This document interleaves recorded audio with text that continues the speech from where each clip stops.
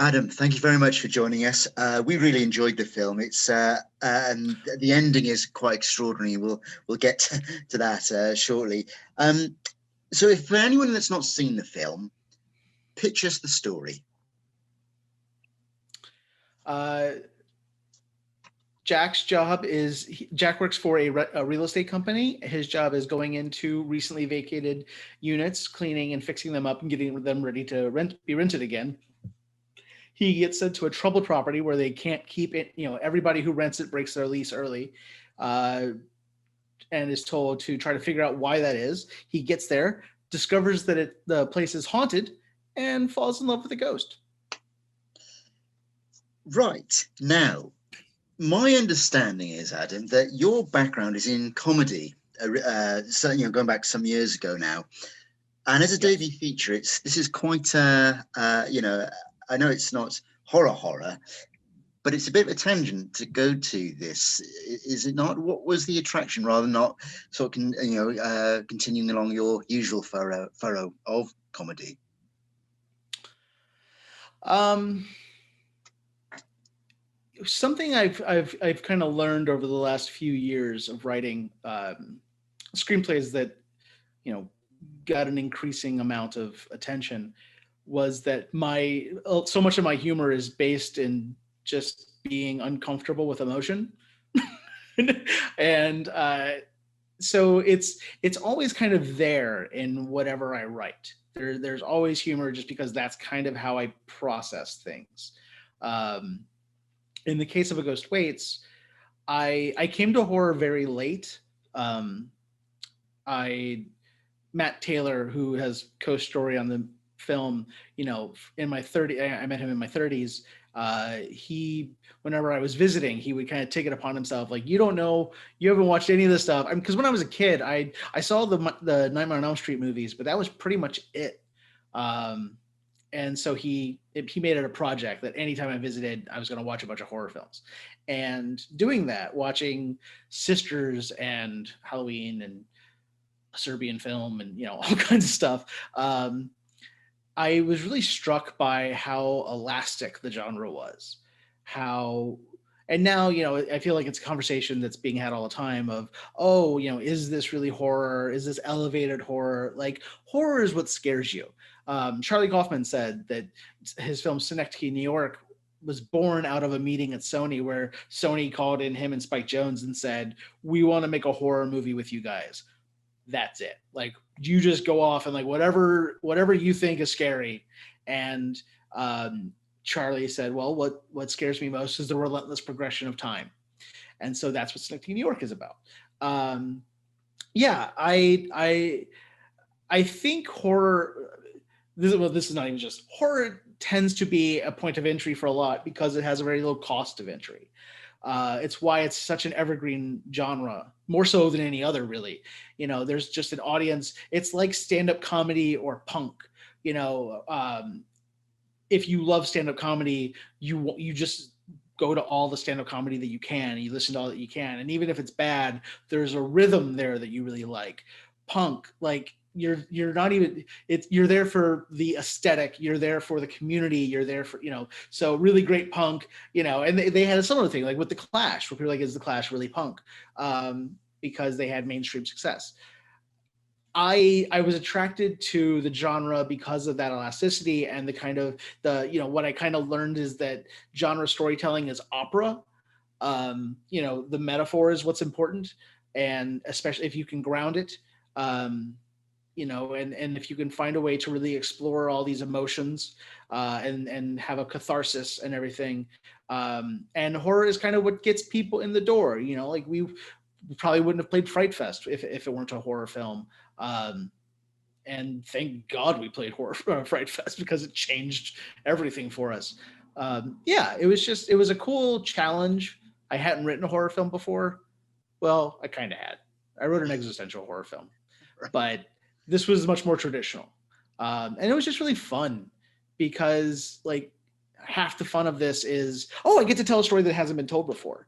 I don't want to recover any ground that somebody else has covered. So, but to do that in such a well-trodden genre, and especially subgenre, like, was really exciting.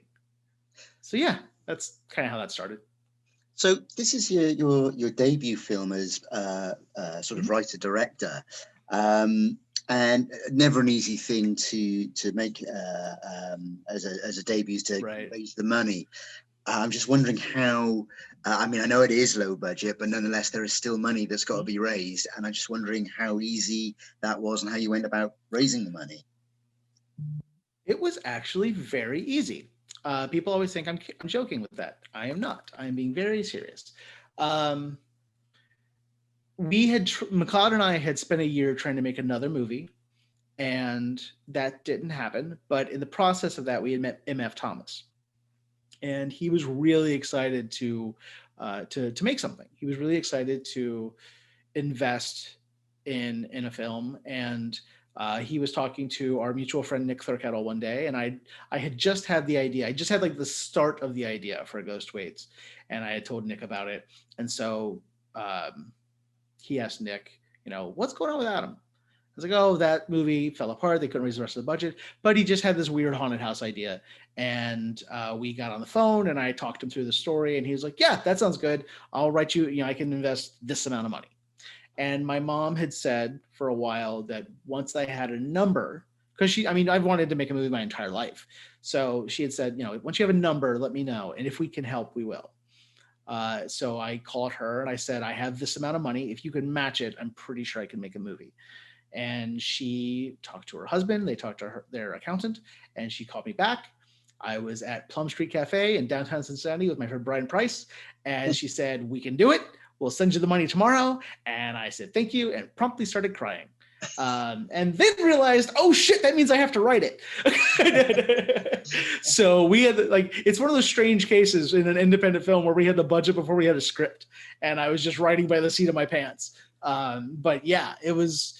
And then we burned through that in principal photography, and then after I had cut it together into the assembly cut and then a few more edits, we realized we were going to have to do some pickups, and we had no money left, so we couldn't bring anybody else back, and that's how But McLeod, um, which is a very nice a perk of working with your best friend, is he just flew himself back a couple times, and we called John Mark James, who's that's the gentleman whose house we shot in, and asked him if we could come back, and he said absolutely.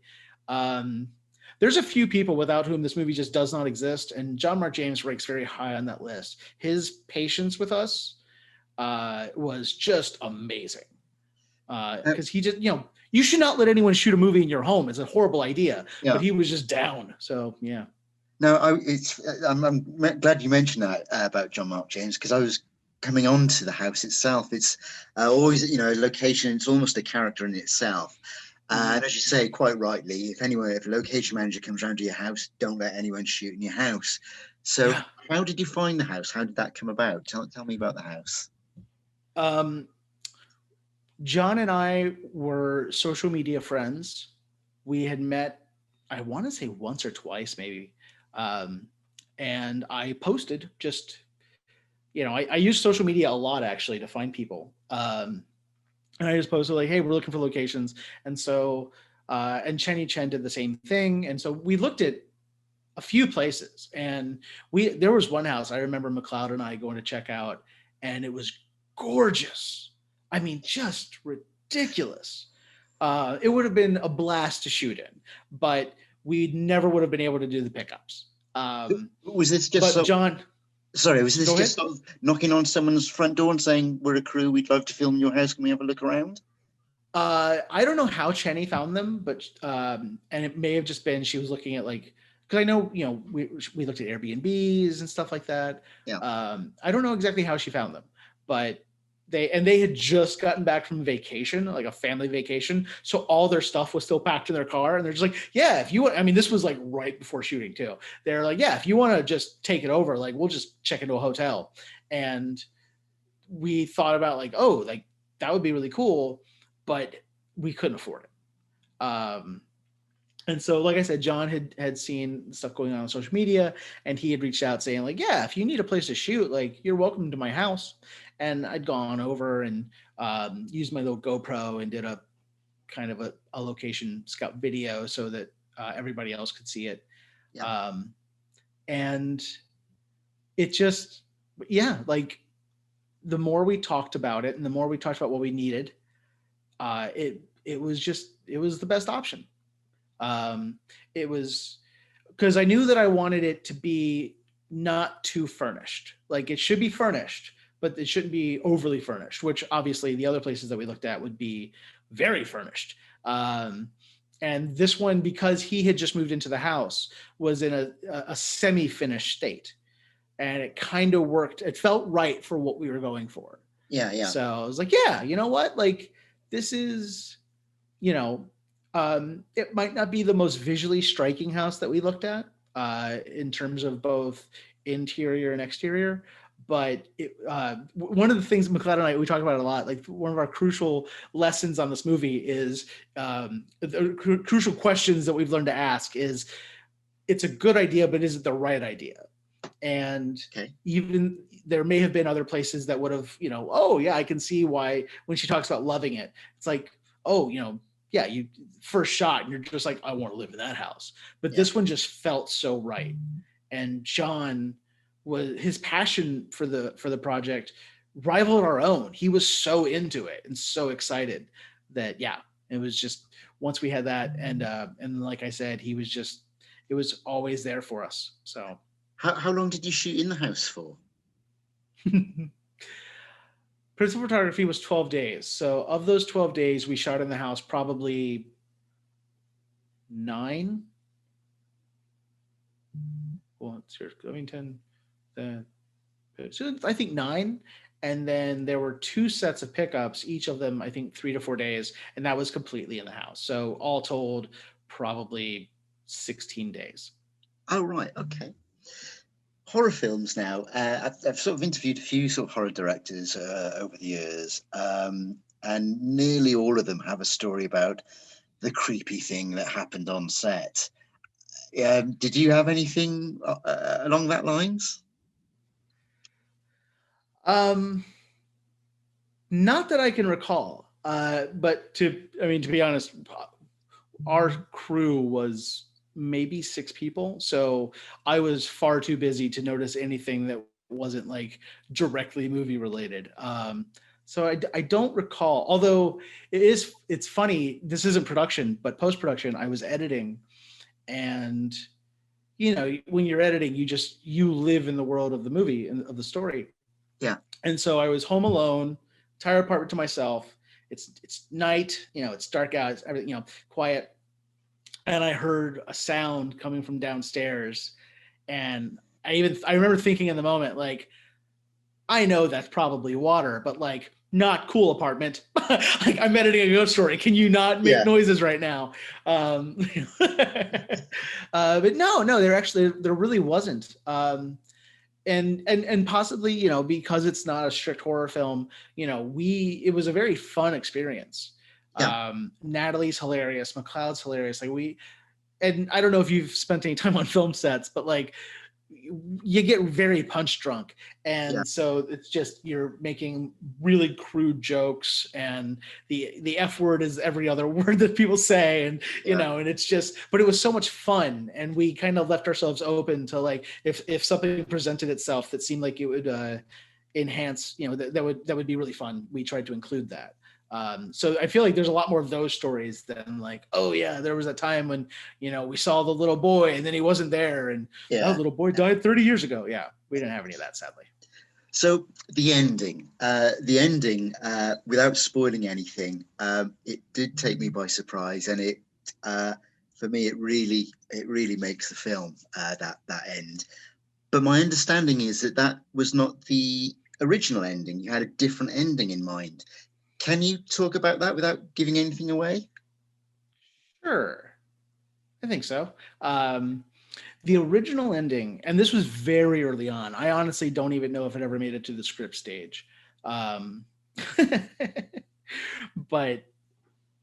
I knew, one of the things with a ghost story, the mythology of ghost stories ghosts tend to have unfinished business.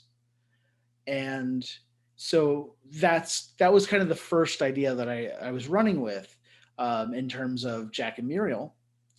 And the original ending was that Jack helps Muriel resolve her unfinished business, and then she leaves because everyone leaves Jack. Right. And it wasn't sitting quite right. And then I told my friend TT about it one day when we were at lunch, and he just looked at me and smiled, and I was like, yeah, I probably can't do that. He's like, if you end your movie that way, people are going to get so mad at you. Yeah. And so I was like, you're right. Like, and I want a catharsis, if and I'll be honest, I wasn't in the best space when I wrote the movie, for myriad reasons, not just like, depression and suicidal ideation and anxiety are like very real parts of my life. But yeah, there was just things going on that, writing it was a way to process. And so, talking to my friend Matt Taylor, again, who showed me all those movies, I was visiting Austin for Christmas, Austin, Texas, where he lives, for Christmas one year. And he had a bunch of movies lined up for us to watch. And I think we watched one. And then I said, hey, I've got this script and I think we're actually going to get to make it, but the ending doesn't work. So would you mind if I kind of talk through it? And in that conversation, he kind of came up with the idea for the character of Rosie. He said, like, what if there was kind of an All About Eve dynamic? What if there was another ghost? Right. And once I had that, then I kind of like, oh, you know what? Like, I think because then that reinforces them being together, or them, Jack and Muriel kind of, as an item. Yeah. It reinforces their bond. That's the word I was looking for. Oh, right. And that's what then, and I had seen the Bangsons. They workshopped their show 100 Days at the No Theater in Cincinnati, Ohio. I had seen that. And so, and I always say my brain is basically a hard drive of every movie I've seen and song I've heard. And they're just on shuffle. And so I was out with my then girlfriend. We were having some drinks and talking. And suddenly I heard Years Go By and I saw the ending. I saw a garage and I saw, kind of what happens. And I just said, oh shit, I think I know how the movie ends. And ran real quick and wrote it down. Yeah. So I don't think that gives anything away. No, and that's, no. Yeah. The ending is quite something. I'll tell you, I said, like, when I cut the assembly cut together, it was bad. It was bad. But the ending always worked. And that's what kind of gave us the confidence to, like, okay, like, if we can get to this, we're fine. We definitely have something here. And, you start tightening scenes up and suddenly, like, oh, now this scene really works. Oh, now this scene really works. Yeah. So, finally, I was going to say, now you've mentioned this early on, that you'd been trying to get another film off the ground. You'd left that to one side. Since the success of this and the acclaim that it's got, that you now have a producer and you're going back to that original project. Is that right? Is that going to be your next film? No. Right. Okay. Probably not. I am working on something. We had a lot of people reach out, especially after Glasgow, and just kind of the love that we got, really good reviews and whatnot. One of the a bunch of companies reached out to see the movie, and then a couple of them would also say, like, what else are you working on? And one of them in particular asked, like, hey, can you send us, I'd really like to see, ideas, scripts, whatever. And so I sent like this batch of just like, well, here's, a true crime thing that I'm working on. And here's another horror idea that I have. And part of it was a pilot that I'd written for, for a kind of sci-fi and anthology-ish TV show.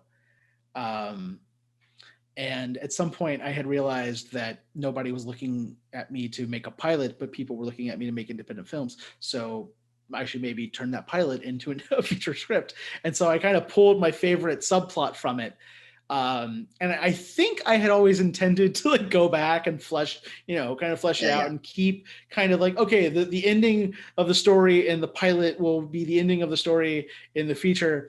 And I forgot to do that and sent it off as part of this batch. And so it's this 20-page, and it reads as the first act of a movie, but the guy was just like, this is great. Like, let's talk about this. And I was like, oh shit. Like, I don't have anything after that moment. So I had to kind of invent this whole other, and we worked through some ideas. So, and I don't know that that's going to be the next movie. It certainly has the most momentum of anything right now.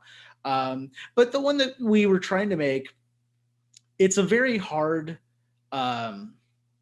it's an existential horror, and even though like everybody's stuck in one, it's a single location film, because I know, I've worked on enough other stuff to kind of know where money needs to be spent.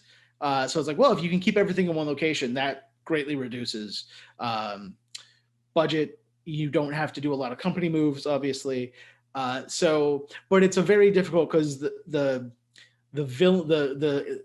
antagonist of the piece is a very non-traditional antagonist, and so it's this dirty word, this term that gets thrown around, execution dependent, which is if we get all the right actors and make all the right decisions, this will be good. But if anyone doesn't come to play, this is going to fall apart and be a total piece of shit. So we'll see what happens with that. I love it. It's still like one of my favorite things that I've worked on. And I'm hopeful to make it one of these days. But right now the momentum is somewhere else. So I'm kind of I'm excited. I've been so entrenched in the business of getting a Ghost Waits ready for Arrow and making the special features for the Blu-ray, and just talking to wonderful people like yourself who are good enough to give us a bit of time to get the word out about our movie. I'm excited for all of this to kind of die back down so that I have time to write, because it's been far too long. But yeah. Okay. I get to make another movie. It's not official yet, but like I can't believe that. I feel like I really got away with something. So at least this has been the success that you always hoped it for. That gives you the opportunity to make an next movie. Yeah, this has been so much more of a success than I imagined. This has been beyond. Adam, thank you very much for your time. It's been a great film, and I wish you all the best for the future. Thank you very much. Thanks. I appreciate that. Thank you.